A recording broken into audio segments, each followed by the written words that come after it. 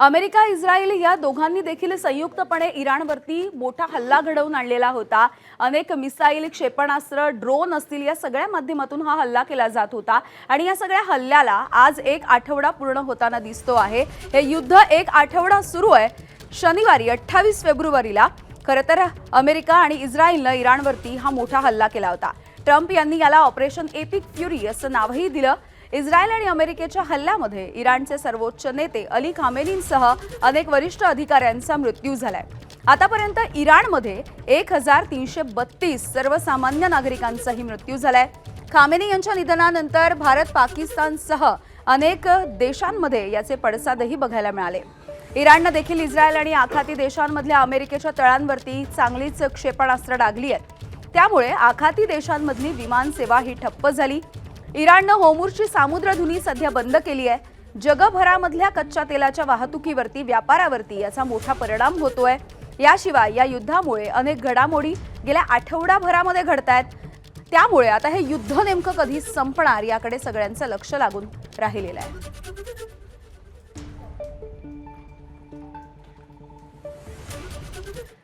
तर गेल्या आठवडाभर हे युद्ध सुरू आहे। जगभरामध्ये याचे नेमके काय परिणाम झाले, कसे पडसाद उमटले, गेल्या आठवडाभरामध्ये युद्धामुळे नेमकं काय काय घडलं आपण जाणून घेऊया। इराणचे सर्वोच्च नेते अयातुल्ला खामेनी यांचा पहिल्याच दिवशी या युद्धाच्या दरम्यान मृत्यू झाला। खामेनींसोबत इराणच्या दुसऱ्या आणि तिसऱ्या फळीमधले 48 नेते ठार झाले। खामेनींसोबत त्यांचा मृत्यू झाल्याच्या नंतर आता इस्रायलच्या शाळेवरच्या हल्ल्यामध्ये देखील इराणमध्ये 165 विद्यार्थ्यांचा मृत्यू झाला होता। इराणमध्ये आतापर्यंत 2400, इस्रायलमध्ये 12, अमेरिकेचे 6 सैनिक हे ठार झाले।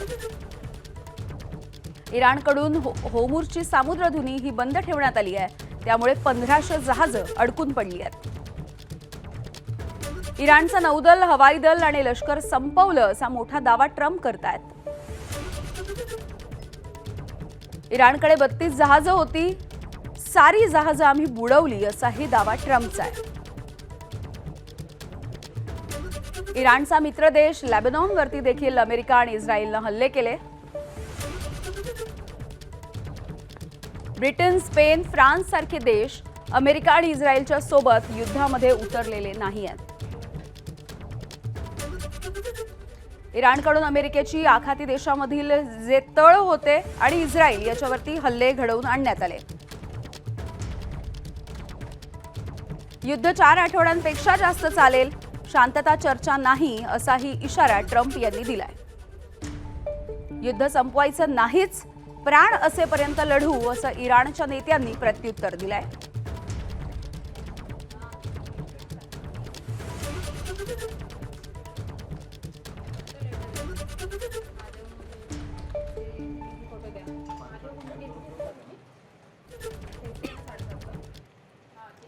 सध्या जर आपण बघितलं तर अमेरिका आणि इस्रायल हे संयुक्तपणे इराणवरती हल्ले करत आहेत आणि हे युद्ध मागच्या आठवड्याभरापासून सुरू आहे। यानंतर आता अमेरिका क्युबाकडे आपला मोर्चा वळवण्याची तयारी करत आहे। या संदर्भात देखील ट्रम्प यांनी एक महत्त्वाचं विधान केलेलं आहे। तिथला कम्युनिस्ट सरकार वाईट करार करण्याच्या विचारात आहे। त्यामुळे क्युबाच्या संबंधी नियोजन करण्याची सूचना secretary of state Marco Rubio यांना दिली आहे। मात्र आधी एक विषय संपवू द्या, काही दिवस वाट बघा असं सांगत त्यांनी क्युबाला अप्रत्यक्षपणे इशाराही दिलाय। व्हाईट हाऊसमध्ये एका कार्यक्रमाच्या वेळेला त्यांनी हे वक्तव्य केलंय।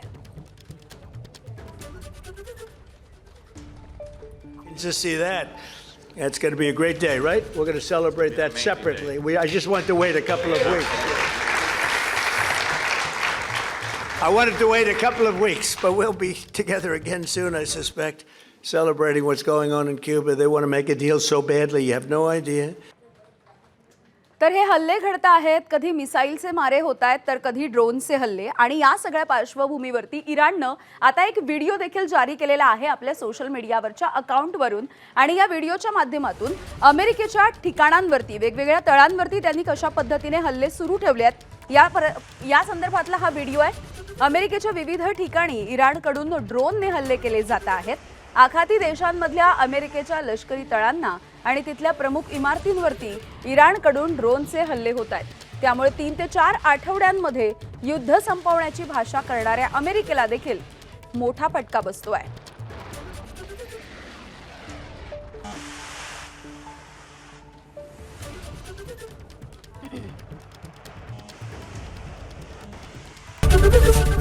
एबीपी माझा, उघडा डोळे बघा नीट.